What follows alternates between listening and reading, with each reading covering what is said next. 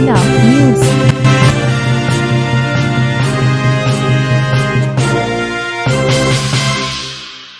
नमस्कार, मैं हूं सूरज प्रताप और आप देख रहे हैं जिला न्यूज। इस समय मैं उपस्थित हूं जनपद सुल्तानपुर के पंडित राम नरेश त्रिपाठी सभागार में। यहाँ पे आज भारी संख्या में लोगों की उपस्थिति यहाँ पे है और जिसमें तमाम प्रकार के बहुजन समाज के कार्यकर्ता गण यहाँ पे उपस्थित है। हम आपको दिखाते हैं उनके द्वारा आज बहुजन समाज पार्टी के लिए जो वक्तागणों के द्वारा जो आज भाषण दिया गया है, जनता को संबोधन किया गया है। हमारे साथ बने रहिए, हम आपको दिखाते हैं पूरी कर दी। मंच पर विराजमान जिला विधानसभा सेक्टर के तमाम पदाधिकारी साथियों, गांव से आए हुए बुजुर्गों, नौजवान साथियों, माताओं एवं बहनों, पत्रकार साथियों, सुरक्षा में लगे सुरक्षा कर्मियों साथियों, अहरण लेडी बहन कुमारी मायावती जी का आज जो जन्मदिन है, ये जन कल्याणकारी दिवस के रूप में मनाया जा रहा है। हम यदि इनकी योजनाओं पर प्रकाश डालना शुरू करें, कुछ योजनाओं पर चर्चा करते हुए ही हम अपनी वाणी को विराम देना चाहेंगे। साथियों, आपने 300 रुपए प्रतिमाह गरीबों के लिए 31 लाख लोगों को पहली बार पेंशन योजना जारी की और फिर यहीं से गरीबों के लिए पेंशन की शुरुआत होती है। 31 लाख लोगों को 300 रुपए प्रतिमाह। इसके बाद 72,000 शिक्षक भर्ती योजना हो या सफाई कर्मी, जिसमें 1,08,000 सफाई कर्मी जिसकी नियुक्ति पहली बार इस भारत देश में किसी मुख्यमंत्री ने किया था, तो पहली बार किया था और ये समझ के किया था कि हमारे लोग बहुत पढ़े लिखे लोग नहीं हैं, इनको भी ऐसी सुविधाएं चाहिए कि ये भी खुद आगे बढ़ सकें और अपने आने वाली पीढ़ी को बढ़ा सकें। और साथ ही साथ इन्होंने ऐसी योजना की शुरुआत की कि जो अभी आपको देखने को नहीं मिलती है। एक मायावती जी का 26 ड्रीम योजना थी। इस योजना में 26 ऐसी योजनाएं लाई गई थी जिससे इस देश के गरीबों का उत्थान हो सकता था और बहुत सारे लोग इसका लाभ उठा भी चुके हैं। क्योंकि यह दिवस जन कल्याणकारी दिवस समारोह के रूप में मनाया जा रहा है और इतनी ज्यादा योजनाएं हैं कि उनको बिना देखे पढ़ा नहीं जा सकता है। तो हम कुछ योजनाओं पर प्रकाश डालते हुए अपनी वाणी को आगे बढ़ाना चाहेंगे।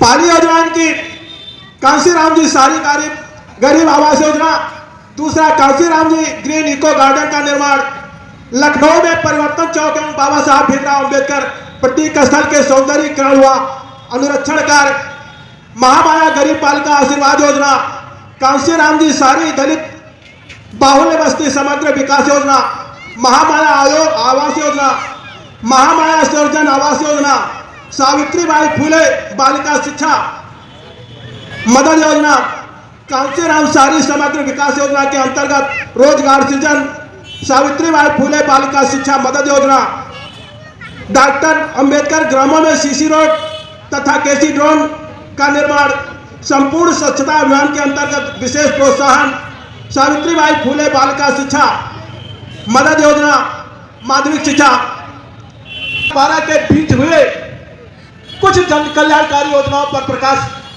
डालने का प्रयास किए।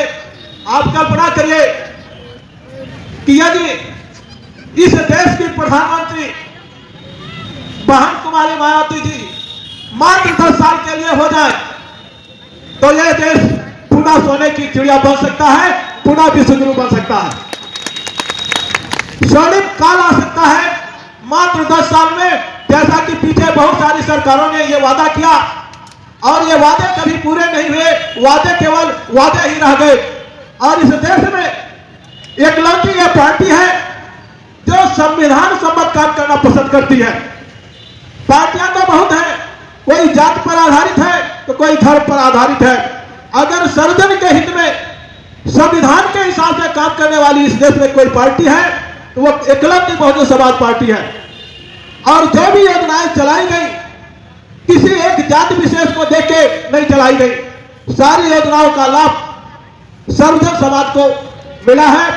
और इस बात की काफी चर्चा भी है कि बहन कुमारी मायावती जी वादा नहीं करती, करके दिखाने में विश्वास करती हैं। और जो लोग वादा करते हैं ये केवल वोट हासिल करने के लिए वादा करते हैं, और वोट हासिल करने के बाद वो सारे वादे भूल जाते हैं और अपने हिसाब से काम करना शुरू करते हैं। तो आप लोगों को इस बात पर ध्यान देने की जरूरत है कि आज इस जन्मदिन के अवसर पर हम यहां से एक शपथ लेके जाएं, एक सौगंध लेके जाएं कि आने वाले वक्त में जो भी चुनाव होंगे उस चुनाव में तन मन धन से इस पार्टी को आगे बढ़ाने के लिए काम करेंगे। और ये जो आने वाला चुनाव 2024 का है, वास्तव में हमारे बहुत सारे वक्ता इस बात को तो 24 के चुनाव में माननीय बहन कुमारी मायावती जी को प्रधानमंत्री बनाना कोई मुश्किल का काम नहीं है। प्रधानमंत्री बनना बहुत ही आसान काम है, बशर्ते हमारे लोग ईमानदारी से अपने अपने बूथों पर लग जाएं और हर बूथ को जीतने का प्रयास करें। और हम तो पीछे के चुनाव को देखते हुए ये दावे के साथ कह सकते हैं, ये मुस्लिम समाज जिस ढंग से 22 के चुनाव में एक पार्टी के साथ लगा था, वास्तव में इस देश और प्रदेश में यदि ये समाज बहुजन समाज पार्टी के साथ लग जाए तो इस देश की सत्ता, प्रधानमंत्री पद की कुर्सी बहुत ही आसानी से हासिल की जा सकती है। तो दोस्तों, बहुत से छलावे हुए हैं, बहुत से लोगों को छला गया है, और वो छला कैसे जाता है 1-2 मिनट का समय लेते हुए हम आपको बताने का प्रयास करेंगे कि आपके वो वोट की लूट कैसे होती है और कैसे लोग लूट लेते हैं।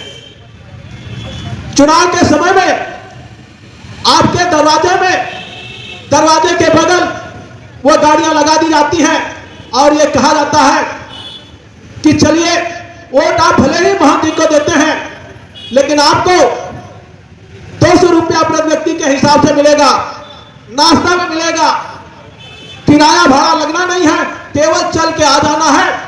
और हाथ जोड़ के विनम्र निवेदन करके लोग ले जाते हैं। और जब वो रैली स्थल में पहुंच जाते हैं तो वहां पे एक जादूगर खड़ा हो जाता है, और जब जादूगर खड़ा होता है तो ये कहता है कि मित्रों बताइए, इस देश का बहुत सारा पैसा विदेशों में पड़ा है, यदि वो पैसा पुनः इस देश में आ जाए तो आपके खाते में 10-10 लाख रुपया डाला जा सकता है। और इस हिसाब से हमारे जो वोटर्स हैं उनके समझ में ये आता है कि हमारे घर में तो 5 वोट है,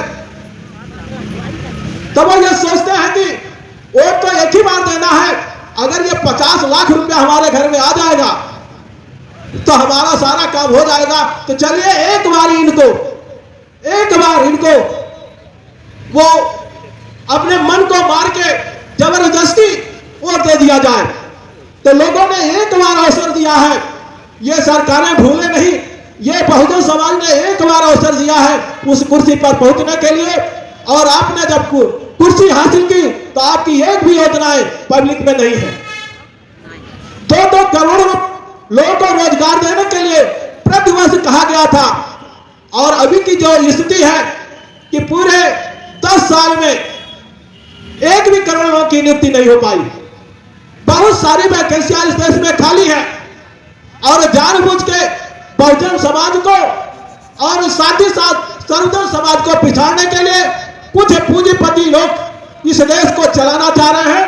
हम आपसे गुजारिश करते हैं कि आप लोग उनके मंसूबे को कामयाब ना होने दें, जिससे आपके आने वाली पीढ़ी का भविष्य बर्बाद ना हो, खुशहाल जीवन जिए। इसके लिए आपको अपने वोट का प्रयोग बहुजन समाज पार्टी के साथ करना है। बहुत सारे लोग इस वोट को तोड़ने के लिए अलग अलग संगठन बना के वो समाज में जो पीड़ित होता है, जो गुंडों के द्वारा पीड़ित किया जाता है, उनके घर पहुंच के ये हमदर्दी जताने का प्रयास करते हैं कि है दोस्तों, हम आपको बताना चाहेंगे कि ये गुंडे कभी समाप्त नहीं किए जा सकते हैं। इनको समाप्त करने का एक ही तरीका है, ये जहां से गुंडे बनते हैं, गुंडे बनने वाली फैक्ट्री को जिस दिन बंद कर दिया जाए तो ये गुंडे आपको दिखाई नहीं देंगे। ये काम केवल बहुजन समाज पार्टी की राष्ट्रीय अध्यक्ष माननीय पार्थ कुमारी मायावती जी ही कर सकती हैं। जैसा कि आपने कार्यकाल में देखा होगा कि जितने भी गुंडे इस प्रदेश के थे वो प्रदेश छोड़ के बाहर चले गए थे। तो हम आपसे निवेदन करना चाहते हैं कि आपको जो क्षणिक दुख आपको मिल रहा है, जो क्षणिक कष्ट आपको मिल रहा है, उस कष्ट को न देखते हुए आने वाले पीढ़ी के कष्ट को देखते हुए और ये पीड़ा आने वाले वक्त में ना हो तो एक जगह एक मुक्त वोट करने का आप प्रयास करेंगे तो निश्चित रूप से आपका जो क्षणिक कष्ट है, जो क्षणिक दर्द है वो दूर किया जा सकता है। तो आप थोड़े से कष्ट में अपने वोट को इधर उधर ना करें, क्योंकि पूर्वजों ने बहुत सारा कष्ट झेला है, आप तो थोड़ा सा कष्ट झेल रहे हैं और वो कष्ट का समाधान केवल एक ही नेता है इस देश में जो खत्म कर सकती है, वो है पार्थ कुमारी मायावती जी। और जिसका चुनाव निशान हाथी है। और आने वाले वक्त में आप लोग बहुजन समाज पार्टी को इतना मजबूत करें कि इतना मजबूत करें कि लोग सदमे में आ जाए जिस हिसाब से 2007 में आ गए थे। तो साथियों, ये पार्टी नहीं एक मिशन है। अब आप कल्पना करिए कि सारे पेपर और मीडिया के लोग ये कहते हैं कि बहुजन समाज पार्टी बहुत कमजोर हो गई है। इस कमजोरी के हालत में इस देश की सरकारें और विपक्ष का सारा गठबंधन केवल एक ही पार्टी के बारे में विचार करता है, वो है बहुजन समाज पार्टी।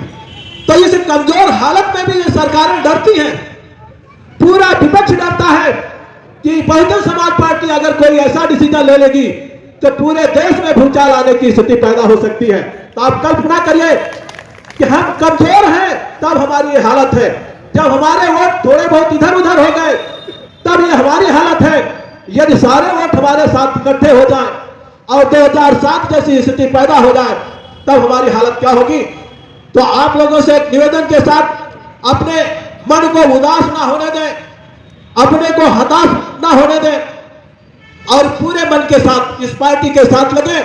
और ये जो समय बीता है इससे बड़ा अब बहुजन समाज पार्टी का अब दुर्दिन आने वाला नहीं है। आने वाला वक्त जो होगा ये सुदिन का होगा, अच्छे दिन का होगा और हम निश्चित रूप से जिनसे पीड़ित है वो पीड़ाएं कब होगी।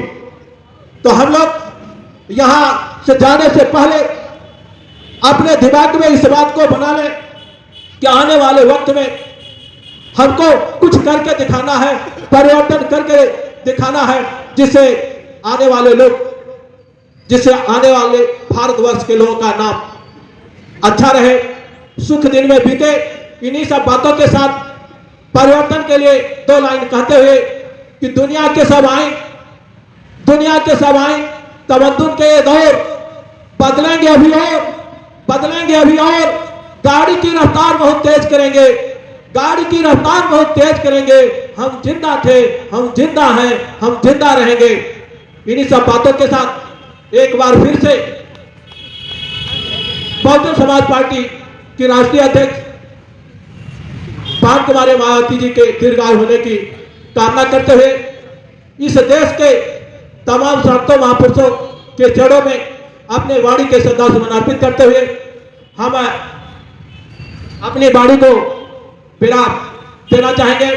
जय भीम, जय भारत, नमो बुद्धाय, जय विज्ञान, जय संविधान, खुदा हाफिज़।